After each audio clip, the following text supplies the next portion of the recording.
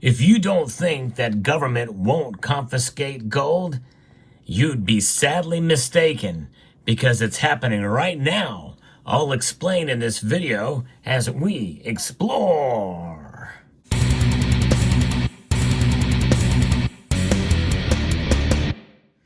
In a breaking news story as shared with me by a member of the community, there is something big happening over in Mali.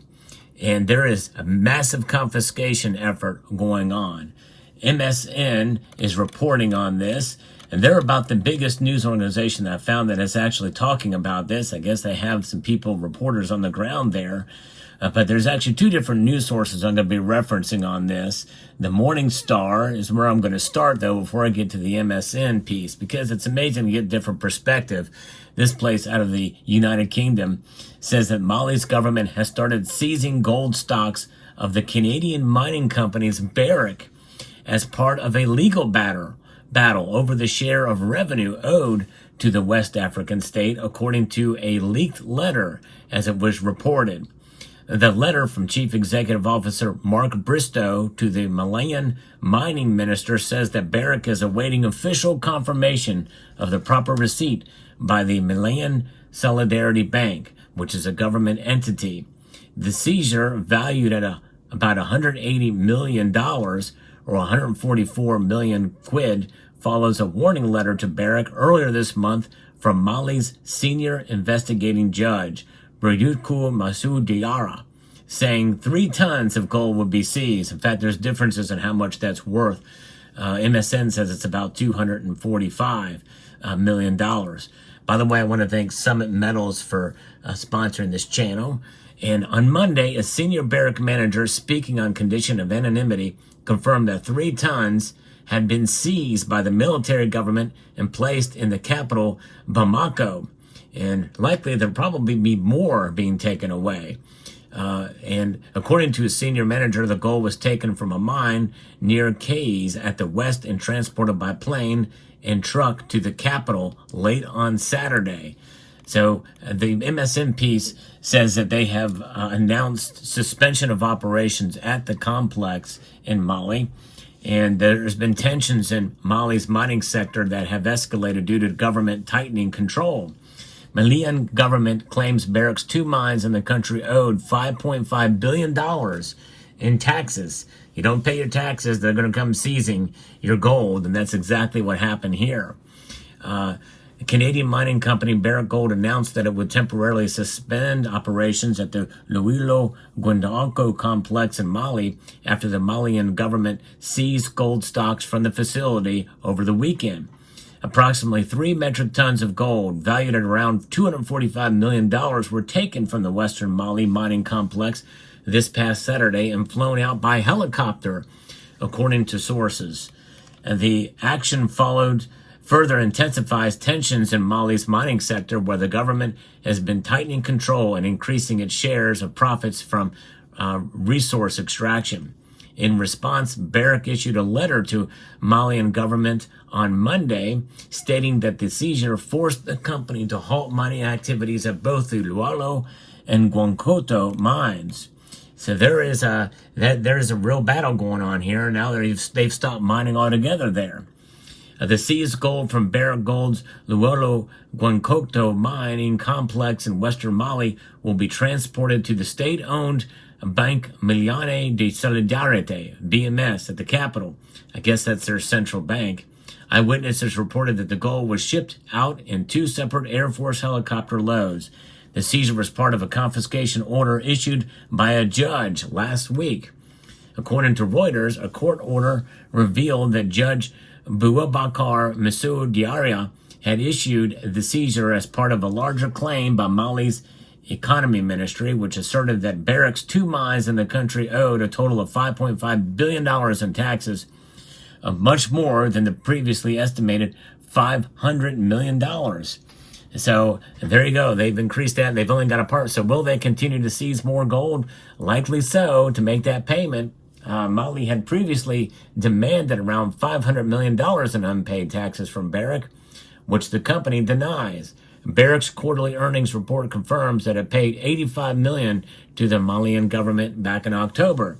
conflict between Mali and Barrick Gold has intensified over time, with Mali taking drastic measures, including detaining senior executives from the company and issuing an arrest warrant for Barrick CEO Mark Bristow. Wow, and this is big. And if they find more gold there, they're gonna take it. But it just goes to show you the power of government, what it can do. Now, will they come knocking at our doors for the U.S. if it comes to that? Well, likely any large stockpiles they can find, they will try to locate and get if they can, if they get desperate enough. But likely it's not going to happen here for quite a long time. And of course, you can always lose your gold in a boating accident, or keep it well hidden. But nonetheless, with sensors and things like that, I guess there is possibility that it could happen here. If they have sensors that can detect gold. It does have a unique signature in many ways, electromagnetic signature and the like, which is how you can tell if it's genuine or not. But of course, do they have sensors overhead with drones that can detect it and see if there's any gold stored somewhere? Can you Faraday it out so it's not detectable? I don't know, but it's an interesting thought process to think about. But even as such, I highly doubt they're going to come knocking on our doors anytime soon, that's for sure. But if you're a big mining company and you've got gold stockpiled away, and it makes me wonder how they were able to get this gold. What form was this gold in? Usually these mining companies on site, I don't know if they're actually taking the ore and processing them there in the doré bars, but likely doré bars would be it. Unless there's a refinery right there on site. I just don't know. But $245 million in gold is a lot.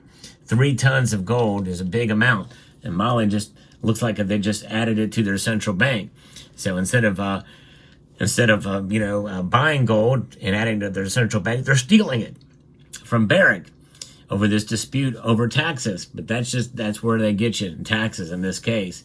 And so they say that they owe $5.5 billion. That's a lot of taxes. Of course, not understanding exactly how much money is operating there, how they calculate that, and they've already paid $85 million in that. But what a thing to behold here, and where is there more gold that could be found, that could be seized?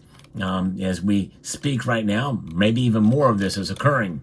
But what a thing. This just goes to show you what's happening and what could happen in some of these areas. Now, obviously, Mali is not the most stable and the biggest of governments, but nonetheless, they found a way to be able to do this. And who knows, maybe that was their whole goal all along, was just to take the gold. But Barrick likely will get out of Mali now and cut their losses and leave, is my guess, probably now that they've taken that gold. And especially with such drastic measures as they want to arrest the CEO of Barrick. Very interesting story and pretty big news. And it just goes to show you gold is the ultimate arbiter. It is, if they're going to take the payment and they're going to take it in gold, and they've done that just as well. Gold does not have an agenda, and it can be taken. It is the most valuable thing. They didn't seize any assets. They didn't do sanctions, although they probably have tried some of that as well too. But nonetheless, the letter that they sent to the Malian government stating that the seizure forced the company to halt mining activities really does give us a signal and a sign that the mining is done in Mali until such a time where there's a more friendly administration or government to those processes.